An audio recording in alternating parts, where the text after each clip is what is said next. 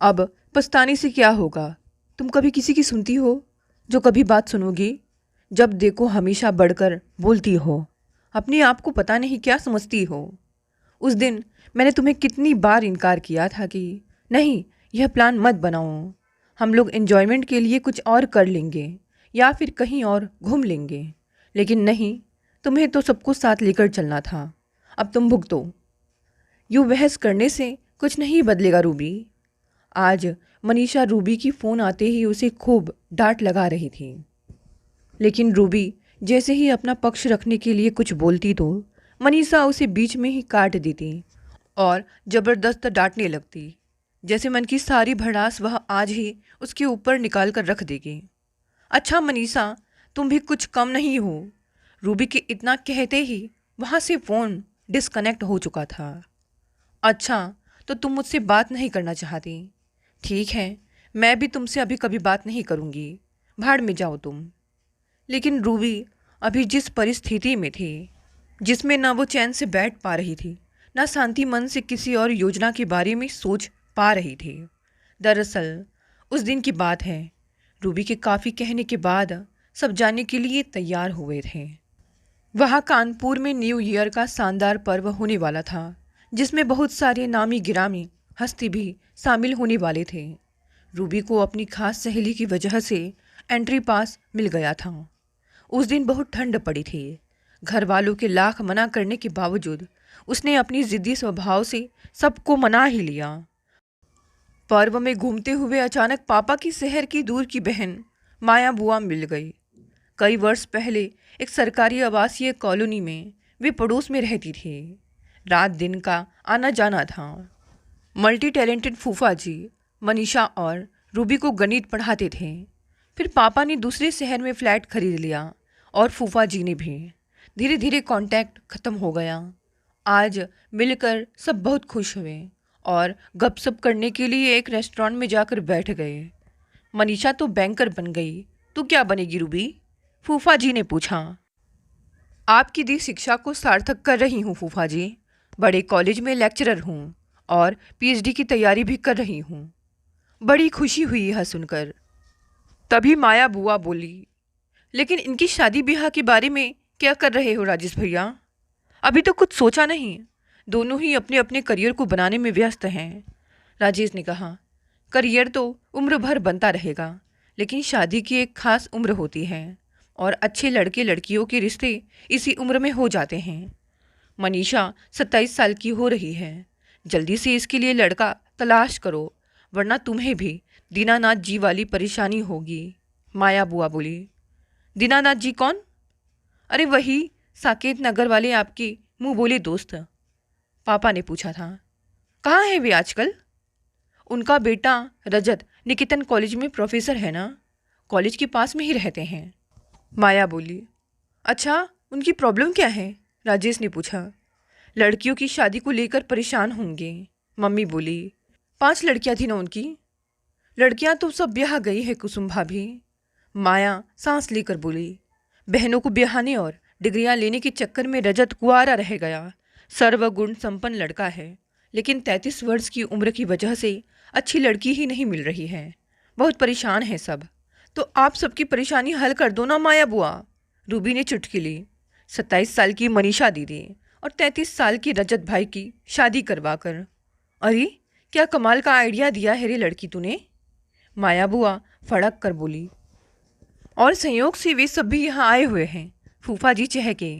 दीनानाथ जी से मोबाइल पर बात करवाता हूँ। यह लो, उधर देखो, वह रहे वे लोग। अपनी टेबल पर बुला लेते हैं। फूफा जी के साथ राजेश, कुसुम और माया भी लपक ली। यह क्या बदतमीजी है रूबी, मनीषा ने आंखें तरेरी। पहले तो घूमने के बहाने यहाँ लाकर रात खराब की और अब यह शादी का सोसा छोड़ दिया। इससे पहले कि रूबी कुछ बोलती, मनीषा की नज़र रजत की छोटी बहन किरण पर पड़ी और वह लपक कर उससे मिलने चली गई। 2-3 मेजों को जोड़कर एक लंबी मेज बनाई गई और चाय नाश्ते का ऑर्डर कर सब बातों में तल्लीन हो गए। केवल रजत और रूबी चुप थे। उम्र में फ़र्क जरूर था, लेकिन बचपन की जान पहचान तो थी ही। सो रजत ने अपनी कुर्सी रूबी के पास सरका ली। यह सुनकर कि रूबी भी उसके विषय की लेक्चरर है, रजत बड़ा प्रभावित लगा। उसने बातों बातों में यह बताया कि वह अगले दिन लंदन स्कूल ऑफ इकोनॉमिक्स में हो रहे सेमिनार में भाग लेने जा रहा है। रूबी को इस सेमिनार के बारे में कोई जानकारी नहीं थी। रजत ने उसे उन वेबसाइटों के बारे में बताया जिन पर इस तरह की जानकारियाँ मिलती थी और ज्ञान को अपडेट किया जा सकता था।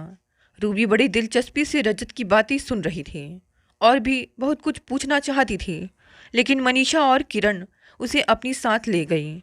बाकी सब लोग वहीं बैठे रहे। उनकी खरीदारी अभी ख़त्म भी नहीं हुई थी कि किरण को रजत का फ़ोन आ गया कि सब लोग जाने के लिए पर्व के गेट के पास उनका इंतज़ार कर रहे हैं। उनके वहाँ पहुँचते ही सबने जल्दी जल्दी विदा ली। रूबी चाह कर भी रजत से बात नहीं कर सकी। उसे यह तो यकीन था कि पापा ने दीनानाथ जी अंकल से फ़ोन नंबर ले लिया होगा, लेकिन उसने पूछना मुनासिब नहीं समझा। किरण से मिलने के बाद मनीषा का सुधरा मूड रजत का नाम सुनकर फिर बिगड़ सकता था। वैसे भी जब मनीषा गाड़ी चलाती थी तो मम्मी पापा काफ़ी तनाव में रहते थे और आज तो ट्रैफिक भी और कुछ दिनों के मुकाबले अधिक थी, सो रास्ते भर सब चुप रहे। घर आते ही रूबी तो कंप्यूटर पर रजत की बताई वेबसाइट देखने में व्यस्त हो गई और मनीषा मोबाइल पर बात करने लगी। मम्मी पापा टीवी देखने लगे और पर्व में मिले लोगों के बारे में कोई बात नहीं हुई। संडे था, इसलिए अगली सुबह सभी रोज के मुकाबले देर से उठे और नाश्ता भी देर से बना। तुम दोनों का आज का क्या प्रोग्राम है? माँ ने नाश्ते के दौरान पूछा। मुझे तो लंच के बाद कुछ देर को बाहर जाना है, मनीषा बोली। रूबी तो कंप्यूटर से चिपकी रहेगी शायद। रूबी ने राहत की सांस ली। मनीषा के जाने के बाद वह पापा से नंबर लेकर रजत से बात करेगी। उसे अपनी कुछ शंकाओं का निवारण करना था, लेकिन इससे पहले कि वह कुछ बोलती दरवाजे की घंटी बजी। नौकर ने दरवाज़ा खोला। सामने दीनानाथ जी सब परिवार खड़े थे। माफ़ करना राजेश भाई, इस तरह बिना बताए आ धमकने को, लेकिन मजबूरी है। किरण को दोपहर की गाड़ी से लखनऊ वापस जाना है और हम तीनों को लंदन।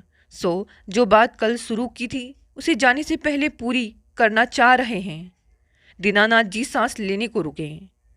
रजत की रजामंदी तो मैंने ले ली है, तुमने मनीषा से बात कर ली होगी। हतप्रभ से खड़े राजेश ने इनकार में सिर हिलाया। अभी तो नहीं। कोई बात नहीं, दीनानाथ जी ने आराम से सोफे पर बैठते हुए कहा। अब कर लेंगे। वैसे मनीषा किरण को बता चुकी है कि शादी तो वह भी करना चाह रही है, लेकिन यही सोचकर डरती है कि कहीं शादी के बाद इतनी मेहनत से बनाए करियर का बंटाधार ना हो जाए। रजत से शादी करके ऐसा नहीं होगा, मैं इस बात की गारंटी देने को तैयार हूँ।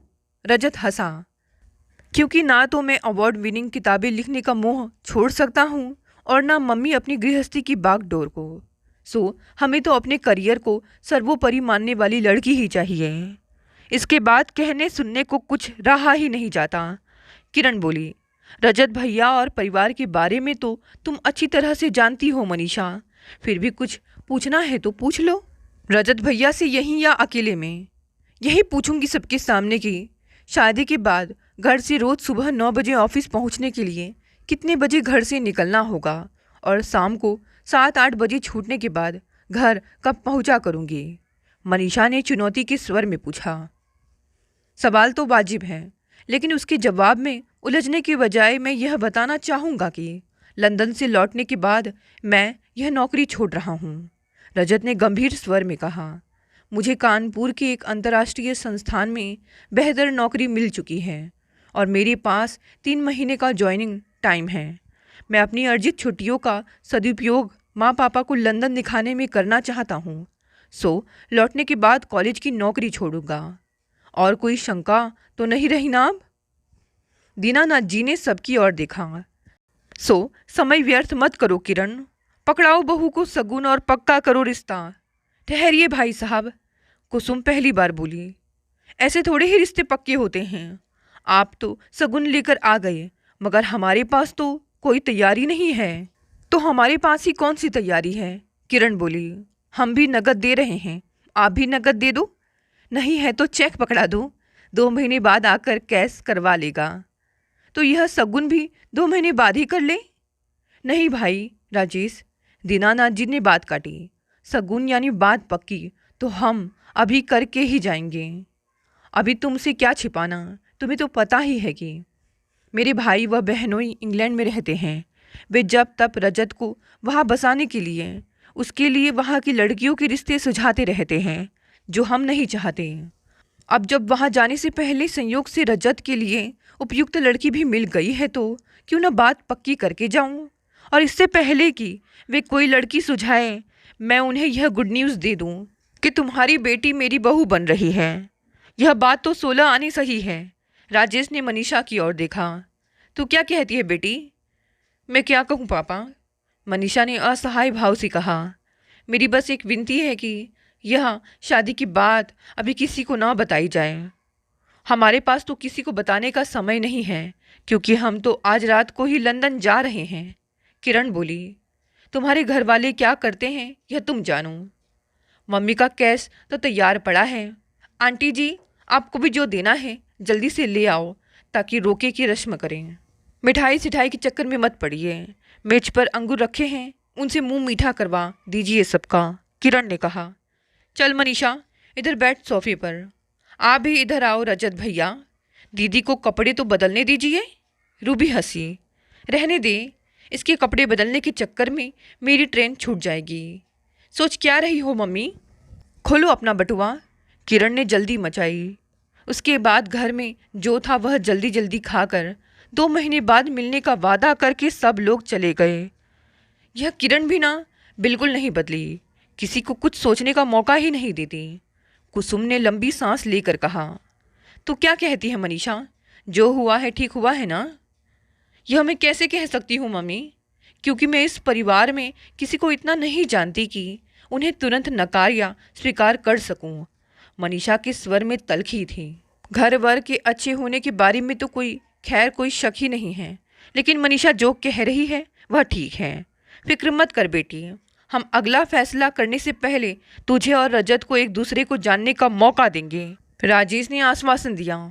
और इस दौरान हम इस बारे में कोई बात नहीं करेंगे, मनीषा ने धीरे से कहा। लंच के बाद मनीषा को बाहर जाते देखकर कुसुम ने संकित स्वर में पूछा, कहाँ जा रही है? आपको बताया तो था मम्मी कि दोपहर को कुछ देर के लिए बाहर जाऊंगी, कहकर मनीषा चली गई। और जब वह लौटकर आई तो बिल्कुल सामान्य लग रही थी। घर में जो फल थे मम्मी, वे तो आपके बिन बुलाए मेहमान खा गए, सो मैं फल ले आई हूँ, उसने थैले मेज पर रखते हुए कहा। मैं सोच रही थी कि बाप बेटियों में से किससे कहूँ कि मुझे बाजार ले चलो। आपको बाजार जाना है तो अभी चलिए।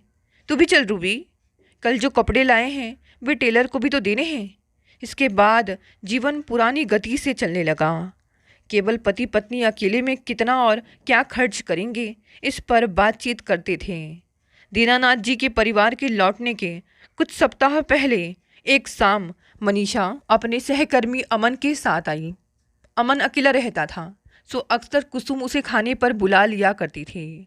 राजेश को भी उसके साथ शतरंज खेलना पसंद था। पापा आ गए हैं क्या मम्मी? मनीषा ने उतावली से पूछा। हाँ, अपनी स्टडी रूम में हैं, बुलाती हूँ। नहीं मम्मी, हम सब वही चलते हैं। रूबी आ गई हो तो उसे भी बुला लीजिए, मुझे आप सबको कुछ बताना है, मनीषा ने पापा के कमरे में जाते हुए कहा। ऐसा क्या है जो उनके कमरे में ही बताएगी? ड्राइंग रूम में नौकर के सामने में बताना नहीं चाहती कि मैंने और अमन ने आज कोर्ट में शादी कर ली है। मनीषा ने मैरिज सर्टिफिकेट पिता की ओर बढ़ाया। कुसुम ने हैरानी से बेटी की सुनी मांग को देखा। रूबी भी बहुत चक्की सी खड़ी थी, लेकिन राजेश ने संयंत्र स्वर में कहा, चुपचाप कोर्ट मैरिज की क्या ज़रूरत थी बेटी? हमसे कहती तो हम धूमधाम से तुम्हारी शादी अमन से कर देते हैं। अगर रजत वाला ड्रामा होने से पहले कहती तो। मनीषा ने बात काटी। मैं और अमन शादी इसीलिए टाल रहे थे कि इसका असर हमारे करियर पर पड़ेगा।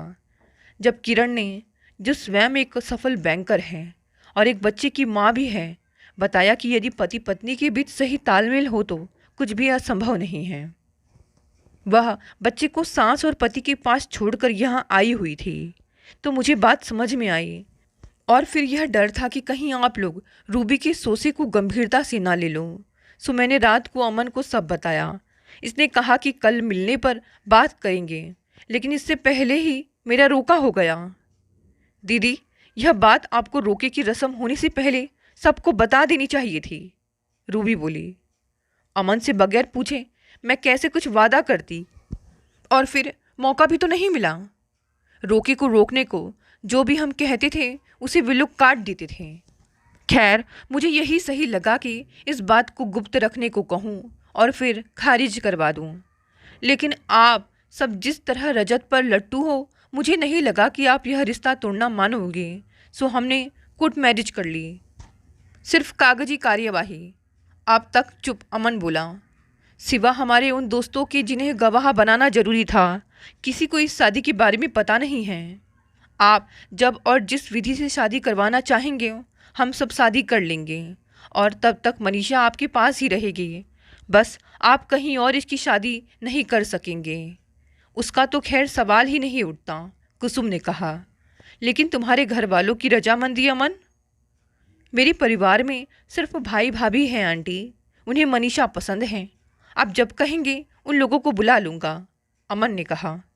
तुम दोनों अपनी छुट्टियों का हिसाब किताब बताओ, उसी के मुताबिक हम तैयारी करेंगे, राजेश ने कहा। छुट्टी तो कभी भी 1 हफ्ते पहले की नोटिस पर मिल जाएगी। तो ठीक है, अपने भाई का फ़ोन नंबर दो, उनसे बात करता हूँ, राजेश ने कहा। इतनी शांति से सब होता देखकर मनीषा द्रवित हो उठी। लेकिन दीनानाथ जी अंकल से कैसे निपटेंगे पापा? और माया बुआ भी तो बहुत नाराज होंगी। होती रहे। जब माया ने बात छेड़ी थी, मैंने तभी कह दिया था कि मैं मनीषा से बात करने के बाद ही बात आगे बढ़ाऊंगा। मेरे लिए मेरी बेटी की खुशी माने रखती है, रिश्तेदारों की नाराज़गी नहीं, राजेश ने दृढ़ स्वर में कहा। शादी धूमधाम से हो गई। माया को रोके के बारे में कुछ पता ही नहीं था, सो उसने इतना ही कहा कि अचानक मनीषा की शादी तय हो जाने से ऐसा लगता है कि रजत के जीवन में शादी लिखी ही नहीं है, बेचारा, रूबी के मुंह से अचानक ही निकला। दीनानाथ जी के विदेश से लौटने से पहले ही मनीषा और अमन हनीमून पर जा चुके थे। राजेश ने दीनानाथ जी को पत्र लिखकर रिश्ते का अंत कर दिया था, लेकिन ऐसा हुआ नहीं। एक रविवार की सुबह दीनानाथ जी और किरण को देखकर राजेश और कुसुम बुरी तरह सकपका गए। दीनानाथ जी दंपति ने बड़ी शालीनता से मनीषा की शादी के लिए उन्हें मुबारकबाद दी, जिससे वे लोग और भी संकुचित हो गए। वातावरण को सहज करने के लिए रूबी उनसे उनके लंदन प्रवास के बारे में पूछने लगी। उन्होंने वहाँ क्या अच्छा लगा और क्या नहीं विस्तार से बताया। फिर उसकी रिसर्च के बारे में बात करते करते अचानक पूछा, तुम्हें भी कोई पसंद है शादी के लिए? तो अभी से राजेश को बता दो। नहीं अंकल, इस रिसर्च के चक्कर में कपड़े तक तो पसंद करने का समय नहीं मिलता। थीसिस पूरी कर लूँ, फिर आसपास देखूंगी और कोई पसंद आया तो आपको बता दूंगी। पक्का? अभी कोई पसंद नहीं है? 100% अंकल। अगर इसे कोई पसंद होता ना तो यह कब का ढिंढोरा पीट चुकी होती भाई साहब, कुसुम ने कहा। यह मनीषा की तरह धीर गंभीर नहीं है, सच मानिए। अमन को हम बरसों से जानते हैं, मगर कभी ख्याल ही नहीं आया कि उससे रिश्ता जुड़ सकता है, वरना हम आपको परेशान नहीं करते। परेशानी तो अब होगी कुसुम जी, जब लंदन वाले सगाई व शादी की तारीख पूछेंगे।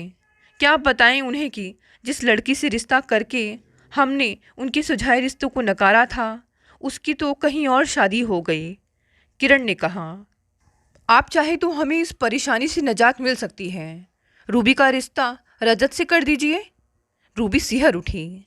अपने से 9 साल बड़ी रजत से शादी? उसने तुरंत फैसला किया कि वह मनीषा की तरह चुप नहीं रहेगी। यह उसकी ज़िंदगी है और वह इसके बारे में दीनानाथ जी अंकल से खुद बात करेगी। आपको शायद मेरी उम्र मालूम नहीं है। मेरी और रजत जी की उम्र में 9 साल का फ़र्क है। ऐसी बेमिल जोड़ी बनाने की बात तो सोची भी नहीं जा सकती। रूबी मम्मी पापा के बोलने से पहले ही बोल पड़ी। बरसों के अंतराल को तो नकारा नहीं जा सकता बेटी, दीनानाथ जी ने गंभीर स्वर में कहा। लेकिन ना तो रजत 33 वर्ष का लगता है, ना ही कुंवारा होने की वजह से उसकी सोच भी उम्र के मुताबिक धीर गंभीर है। वह खुश मिजाज और शौकीन है, तुम भी छिछोरी नहीं हो, और तुम दोनों का विषय भी एक ही है, सो खुश रहोगे एक दूसरे के साथ। यह हमारा नहीं, रजत का कहना है। क्या मतलब? यह प्रस्ताव रजत का है? कुसुम ने चौंक कर पूछा। सुझाव कहना बेहतर होगा। असल में मैं यह सोचकर परेशान हो रहा था कि मैं अपने रिश्तेदारों को किस मुंह से रिश्ता तोड़ने की बात बताऊं, तो रजत ने सुझाया कि हम रूबी का हाथ मांग लें। रिश्तेदारों को यह तो नहीं बताया था कि राजेश अंकल की बड़ी बेटी से रिश्ता तय किया है या छोटी से। वैसे भी रूबी मुझे पसंद है और फिर हम दोनों पढ़ाते भी एक ही विषय हैं, सो एक दूसरे को सहयोग भी दिया करेंगे, यानी खुश रहेंगे एक दूसरे के साथ। दीनानाथ जी ने कहा। मुझे उसका यह कहना गलत नहीं लगा। हाँ भाई, रजत का कहना बिल्कुल सही है। राजेश कहे बिना ना रह सके। फिर भी इस बार हम आप पर कोई जोर जबरदस्ती नहीं करेंगे। आप लोग आपस में विचार विमर्श करके हमें बता दीजिएगा, कहकर दीनानाथ जी उठ खड़े हुए। अरे ऐसे कैसे बिना चाय पानी पिए चले जाएंगे? कुसुम ने प्रतिवाद किया। आप बैठिए मम्मी, मैं अभी चाय भिजवाती हूँ, रूबी ने उठते हुए कहा और नौकर से चाय बनाने को कहकर अपने कमरे में आ गई। मम्मी पापा के रवैये से तो लग रहा था कि वे उसे आसानी से रजत की सुझाव को नकारने नहीं देंगे। जिस तरह मनीषा की खुशी की खातिर उन्होंने रिश्तेदारों की परवाह नहीं की थी, उसी रिश्तेदारों के लिए उसे अपने से कहीं बड़े पुरुष से विवाह करके अपने अरमानों का बलिदान करने को कहा जाएगा। उसने मनीषा को फ़ोन किया, पर उसके शुष्क जवाब ने उसका इरादा दृढ़ कर दिया कि यह उसकी निजी समस्या है और उसे अकेले ही सुलझानी होगी। लेकिन मनीषा ने इतना जरूर कहा कि रजत बुरा नहीं है, वो तो मेरा अमन के साथ प्रेम प्रसंग चल रहा था, इसीलिए मैंने यह शादी करने से इनकार कर दिया। लेकिन मुझे ऐसा लगता है कि रजत जैसे लड़के को ठुकरा कर तुम अपने जीवन की सबसे बड़ी गलती करोगी। सोच समझ कर फैसला लेना। पता नहीं क्यों रूबी का मन नहीं मान रहा था। उसने मन ही मन फैसला लिया, वह रजत से मिलेगी, अपनी रिसर्च के बारे में उससे जितनी मदद मिल सकेगी बटोर लेगी और फिर ऐसी बचकानी हरकतें करेगी कि रजत खुद ही उससे शादी करने को मना कर देगा। राजेश और कुसुम के पूछने पर उसने कहा कि कुछ फैसला करने से पहले वह रजत से मिलना चाहेगी। और फिर मुलाकातों और फ़ोन पर बातें करने का सिलसिला शुरू हो गया। उसे लगने लगा कि केवल उनके विषय ही नहीं, शौक और पसंद भी प्राय एक से ही थे। रजत परिपक्व था, सो शालीनता व मनोरंजन के बीच सामंजस्य बनाना जानता था। उसके कहने से पहले ही उसकी पसंद जान जाता था। उसे वह अच्छा लगने लगा था, लेकिन इतना भी अच्छा नहीं कि उम्र भर के बंधन में बंध जाए। तूने क्या सोचा रूबी? एक रोज कुसुम ने पूछा। रजत को तो तू बहुत पसंद है, वह कहता है कि कमाल की जोड़ी बननी थी।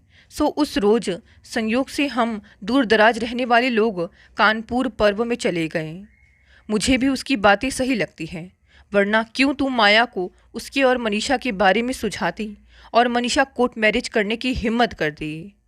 यह तो है मम्मी, है तो सब संयोग ही, रूबी ने स्वीकार किया।